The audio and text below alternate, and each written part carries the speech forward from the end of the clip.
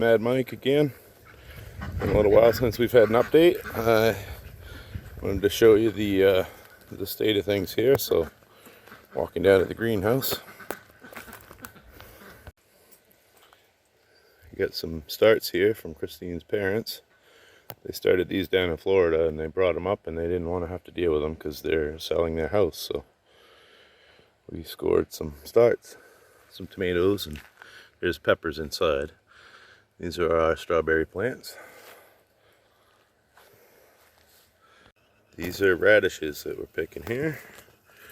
Got peas popping up in the rows where the radishes were.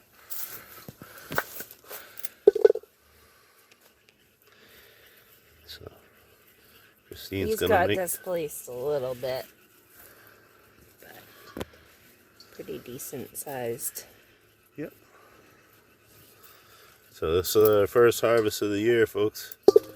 Just some radishes. We're gonna have some radish relish. And we'll probably eat it right up. We won't even can it because it's so good. So there's that.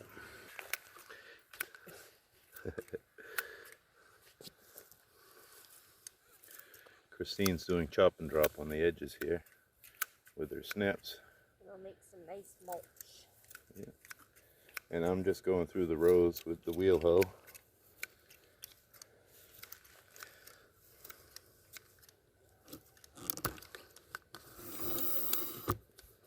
I just kind of want to go through here a bit. This is the hugelkultur mound. As you can see, our blueberry plants are doing good.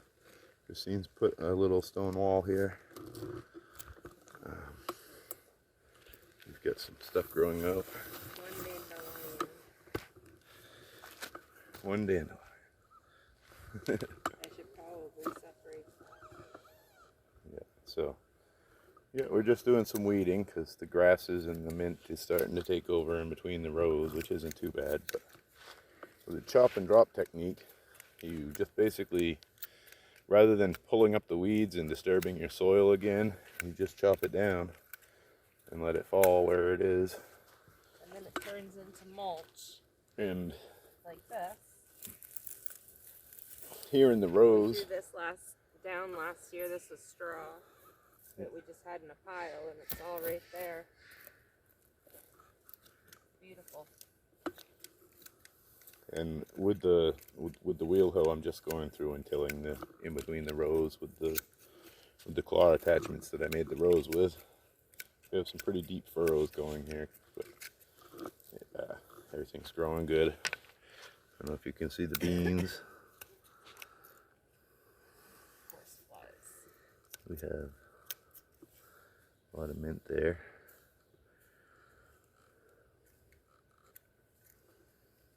This is cuckoo.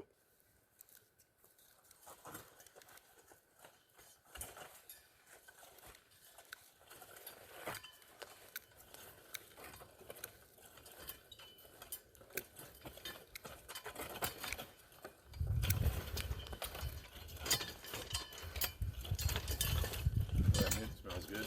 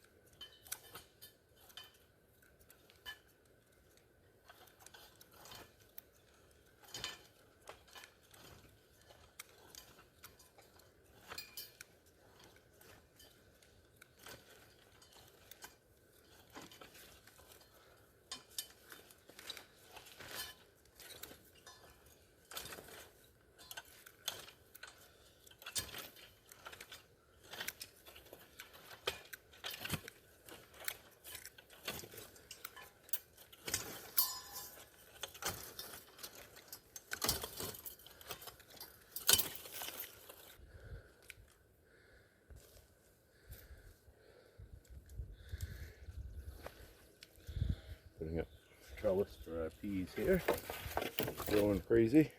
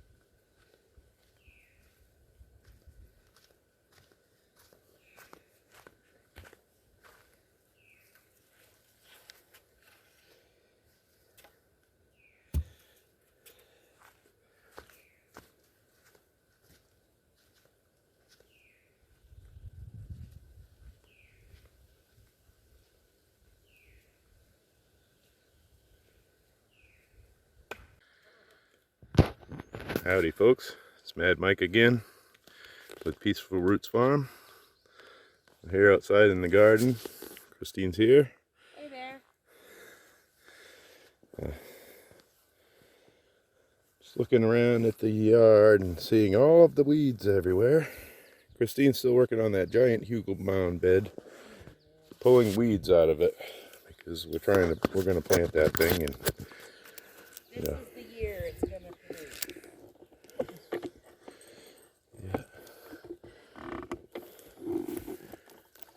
you see here, this is our front garden here. We call it the shade garden. It's not as sunny as the rest of the garden. We've got some large radishes, and we have some peas that need to be strung up. Got all kinds of things popping up everywhere that's not what we planted, and now it's getting to a point where it's kind of hard to tell what's planted and what's not. So we're definitely a little behind on the weeding, but that's okay. We're getting to it, and I'm gonna put together some footage today for stuff that we need to catch up on, but also I want to do a quick little video clip of how to make a forage salad out of using stuff that we find in the garden. There's all sorts of things that are possible for that. Just walking through our rows here, and we're gonna see what we got growing. I don't know, this looks like almost like wild lettuce. Or did you plant lettuce here? You should probably look at the layout before you do tours. Well, I'm going through looking at the weeds that we have. Oh, I've got my camera upside down. All right. This right here is called sheep sorrel. It's a very tangy wild edible. You don't want to eat too many of those because they can cause issues where you don't digest certain vitamins. The rhubarbs are going crazy and falling over. I guess we got to start harvesting those. These here are cauliflower that are sprouting.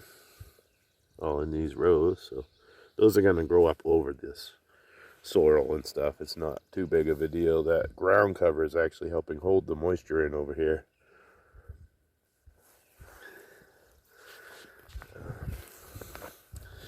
These are lamb's quarters.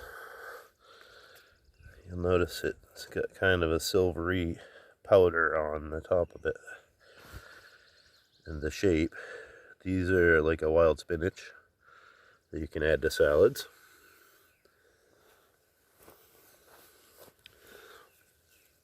This is, we call it red shank. It's also known as lady's thumb or Jesus plant because of the little imprint on the plant. Apparently it looks like Jesus to some people. It's red, and maybe they call it Jesus plant because you're like, Jesus, this shit's growing everywhere. But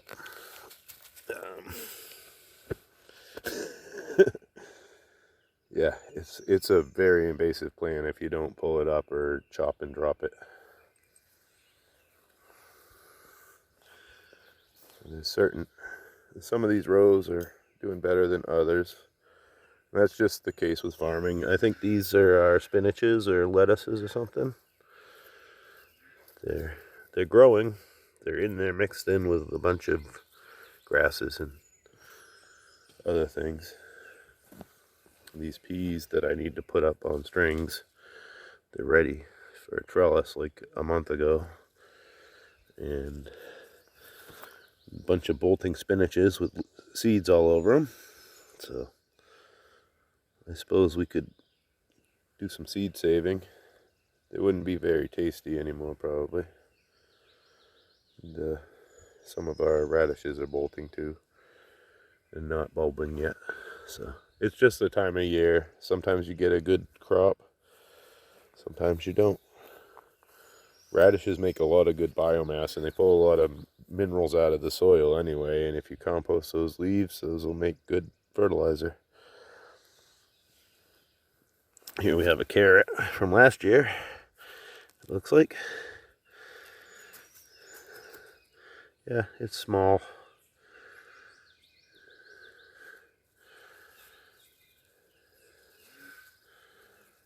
It's not doing much. It just sort of sprouted up there. This is jewel weed. You'll see this later in the year and it'll have a lot of little orange flowers all over it, and these little pods that if you squeeze them they pop and the seeds go everywhere. This is stuff that's edible. It's also considered a medicinal herb and a treatment for poison ivy rash. If you have any sort of like poison ivy rash, apparently you can rub this on there, or they make an extract out of it.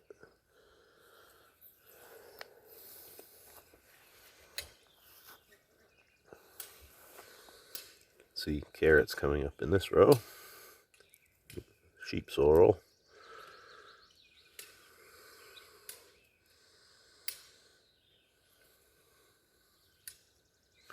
All sorts of things. These little white flowers everywhere are money plant, I think. Something like that. It's kind of invasive. There's one with seeds on it. I'll show you. I don't know if it's edible or not. I haven't looked into it. It's quite covered in little seed pods. So that's obviously why it's such a pest in the garden.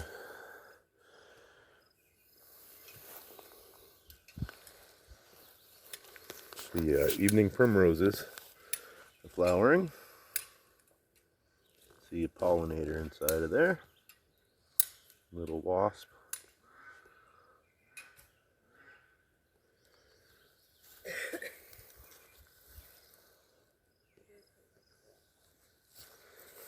I'm trying to move slow because I know that people with motion issues get nauseous watching my videos if I'm not slow with the camera. I try to be. I try not to walk around like, look at this, look at that. But it's hard. I'm not used to this yet.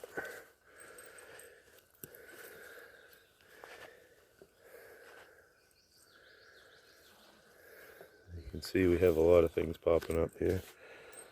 Not necessarily what we planted. It depends on what's in the row, I guess.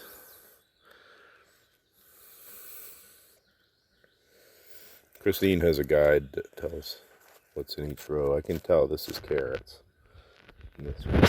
So there are carrots growing there.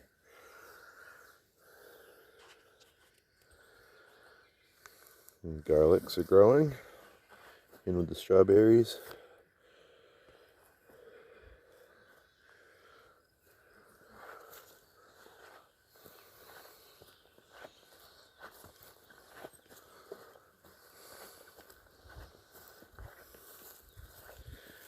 And it looks like the Hugomon stripping of the grass is going well.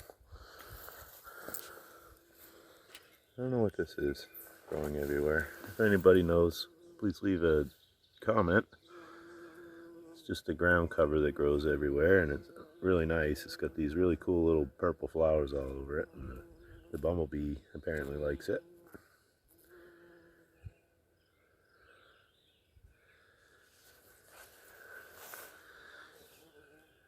We got some nature show stuff going on in here with the spider and the grasshopper. All sorts of life going on in the garden. If there's not life going on around your garden's not going to do too well inside of the garden, I don't think. Our seed kale is coming along nicely. Side piece. Yeah, hey. Look at all the seed pods. Yep. That's going to be a lot of kale. Each one of these pods has like 20, 30 kale seeds in it. Not necessarily. That's exaggerating. Yeah, maybe. It's more like 5 or 6. Yeah, it could be 5 or 6, or 20 or 30, or 100. Oh, look at this. We have strawberries, hon. Yay. They're getting attacked by ants, it looks like.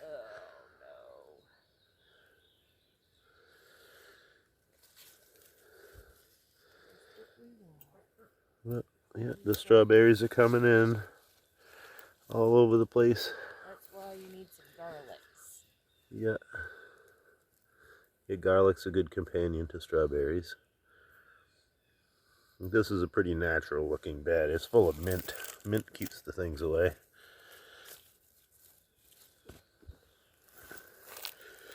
Yeah. I know somebody that'll eat this strawberry though.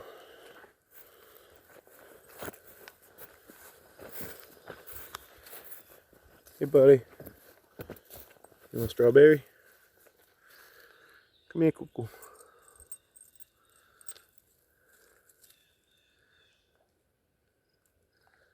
Want it? You can have it. Yeah. It's a berry. You want that? You want the strawberry? It's yummy. Yeah. Come on.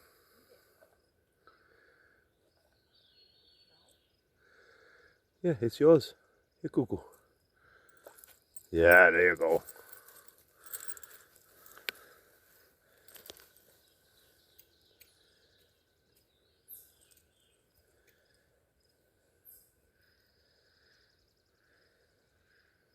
Cuckoo's having some personal problems now that Maya's in heat, or Leica's in heat.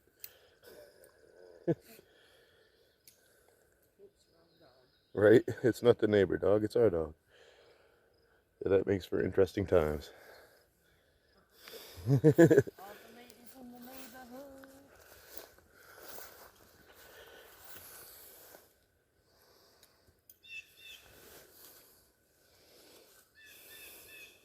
Hey, it's growing.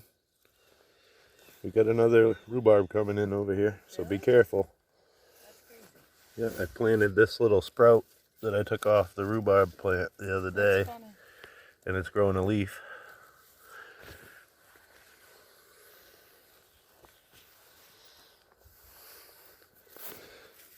So what I'm going to do is mark that.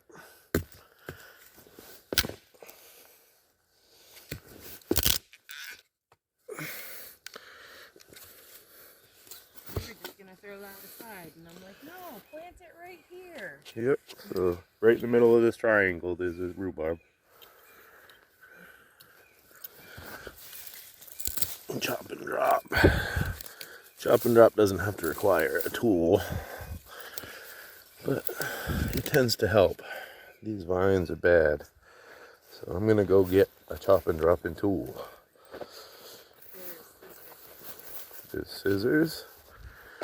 These Fiskars snips work good.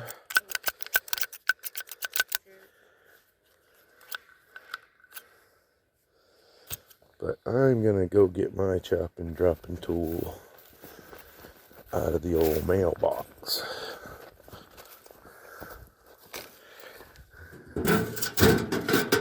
Wow.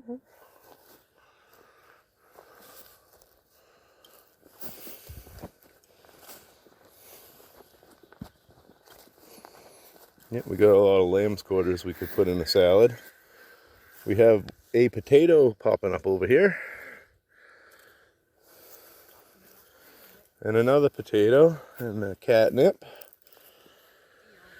love it when they self-propagate. Yeah, we have a ton of volunteers around here.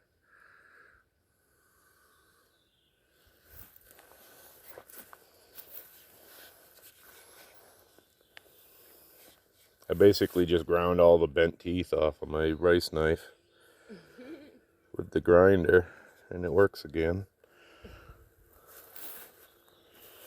It was a cheap one. This one was like a $12 rice knife. So like, we have this little cluster here.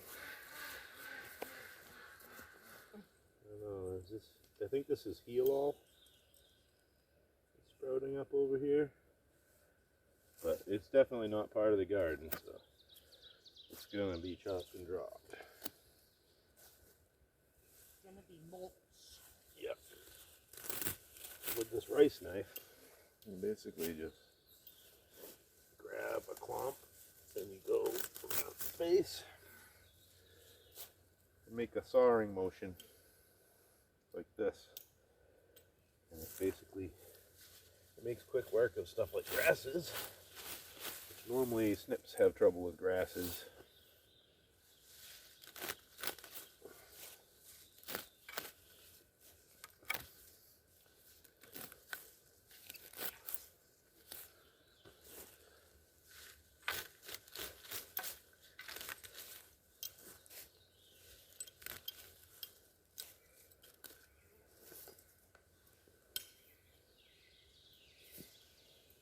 And that's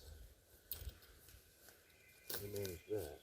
Here we have something that we really want to get rid of. This is American bittersweet. Leaf. I'm just gonna pull that right up. This orange root and this tree-like branch. This is a very invasive vine. Not invasive, it's native to America. But it'll take over your whole property if you let it. So, for the sake of being a permaculture or a gardener, this is a bad plant to have in your space. It'll take over everything. Tear your fences down. It's a thick woody vine. And it'll grow to be like 50 feet long in the summer. Get covered with orange berries and propagate itself all over your yard the next year. So anytime we see this, this is one of the things that we just pull right out of the ground if we can. Try and destroy that rootstock. Oh my god, that is it's a rhizome spreading plant, I believe, so it'll spread through the roots as well as the berries. So I just pull the roots off and throw the veg into the compost.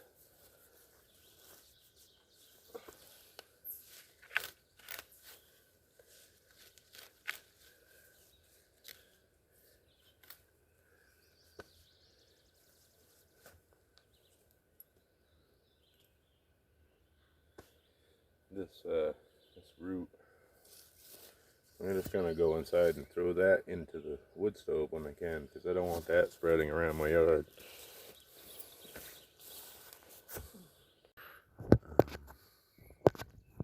Today, June 13th. I got some store-bought beans that were expired. I'm gonna try planting these in my Three Sisters row and just make use of them. You can take your dry beans from whatever stores and plant them, and they will sprout.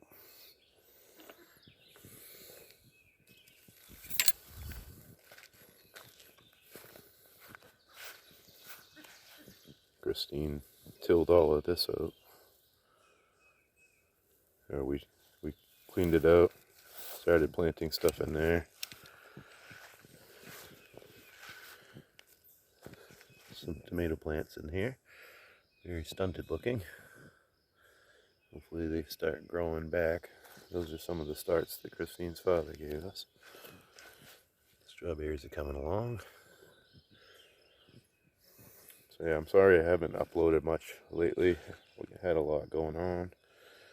We planted some tomatoes and we planted a lot of things.